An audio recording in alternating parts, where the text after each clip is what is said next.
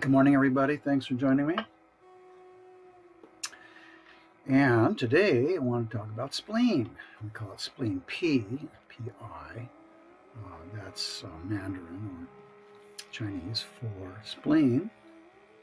And I'm taking this information from my book, Chinese Medicine for the Modern World.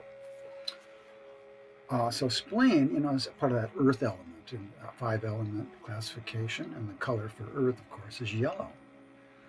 That's why I have a yellow front, a yellow thumbnail on this episode. And a factory, because your spleen-pi is your factory. Now, spleen, let's be clear. Spleen, we're not talking about your Western spleen, okay? We're not talking about that little organ over here that on the side that is really a giant lymph node, okay? That if you have it, if it's injured in an accident and removed surgically, you can still go on, okay? But your Chinese spleen, you can't live without, because it's your digestive system, essentially. Now, way back, maybe a couple hundred years ago, or when they were translating Chinese texts into English, I think that the original translators mistook spleen for pancreas, and what they really meant was pancreas. Although pancreas, again, is another Western organ, and it's not exactly analogous, but at least the pancreas is in the middle of your body and has a lot to do with digestion. So, but the name spleen stuck. Some people call it spleen pancreas. It really doesn't matter. It's P, spleen-pi. So we're going to stick with the standard format, the standard name of spleen. And I'm going to tell you what the spleen does. It does a whole lot of really important and interesting things here. Okay, so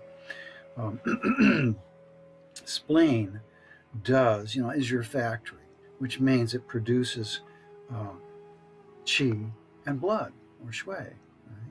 It takes the food and fluids that go into your mouth and go into your stomach, which is also connected to your spleen, goes into your spleen, and your spleen transforms that food and liquid into qi, which powers everything, moves everything in your body, right?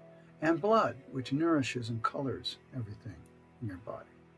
So, we say that postnatal jing, that is that substance that extends your life and your health, is dependent on high quality qi and blood produced by a healthy spleen.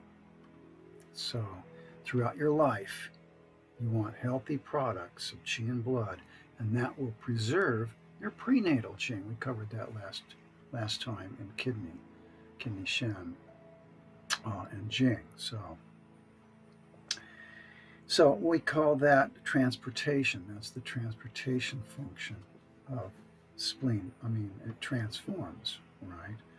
Now, it also transports this newly created qi up to the lungs, where it is mixed with some kidney qi to form your regular qi, the qi that powers everything, the qi that powers your lungs and your heart and your organs and your muscles and that's moving me around right now. All that is mostly coming from the food and liquids that you ingest into your spleen, and it's transported up to your lung. And we call that function of the spleen transportation and transformation. Transformation and transportation, T&T shorthand for us, right? That's what we call it. So now it also sends new blood into the liver, because we know that the liver, Chinese liver gone, stores blood. It stores blood because you can't suddenly manufacture blood like you can qi. Qi is very wispy. You can manufacture it.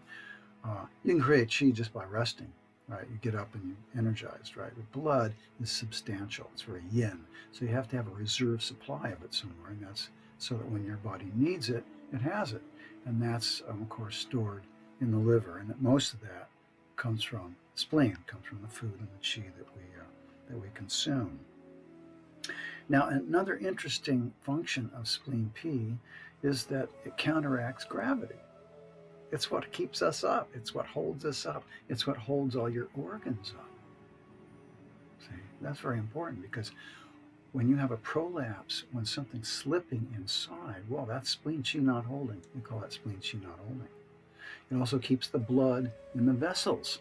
So sometimes bleeding could be caused by spleen-chi not governing blood. That's what we call it. So those are usually in societies that have a shortage of food, like famine, or someone's exhausting themselves, right? They're exhausting their chi.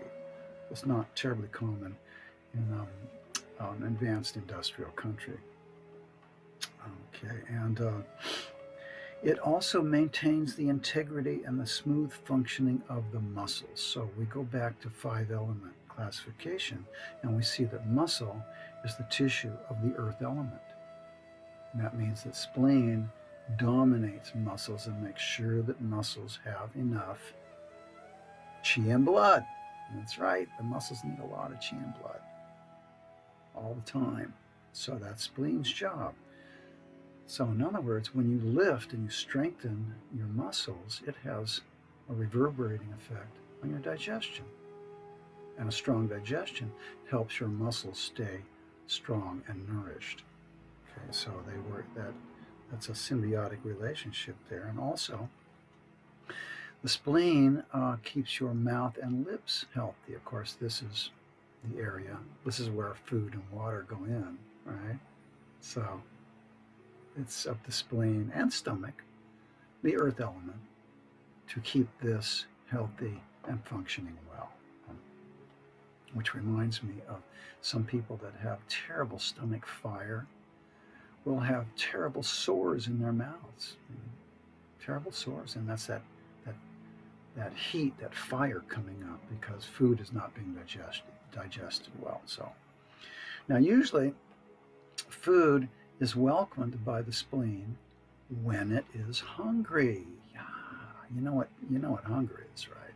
It's that empty feeling in the stomach area that prepares us and motivates us to go out in the wilderness and get food, and go dig up roots and bring them back to the village and take all morning, working, in other words. So that's hunger. That's the purpose of hunger, right? Hunger is an empty feeling in the stomach area. And that empty feeling is spleen chi collecting. It's collecting in there.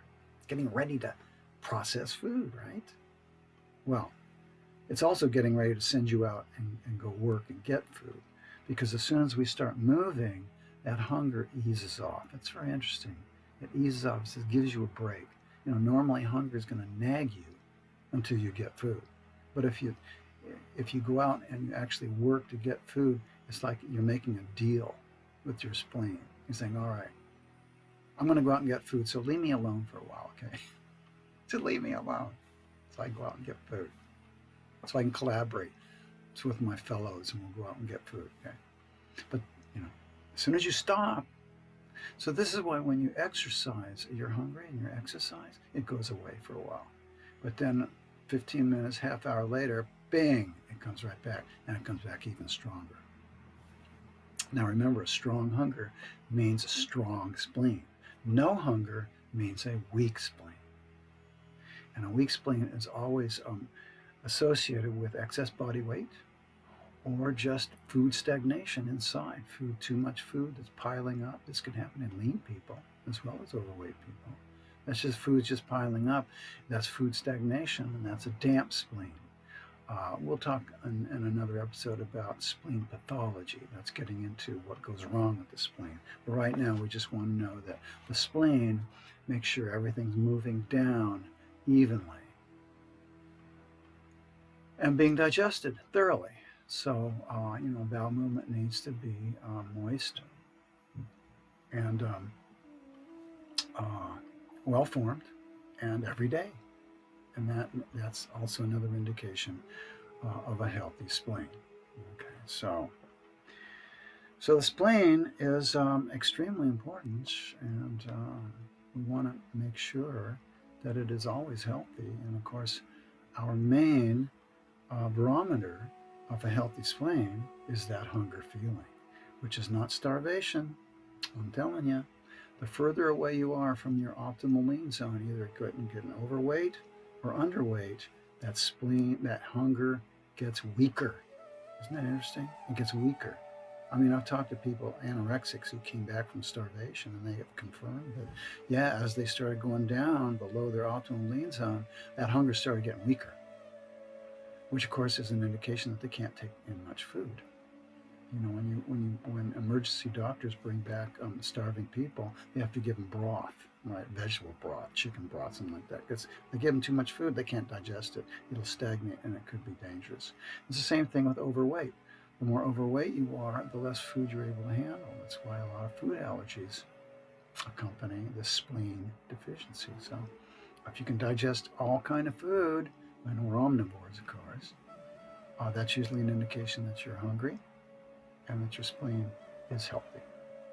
So that's it on spleen, Spleen-pi. We need it. We love it. Thanks for watching. Enjoy. Until next time, adios.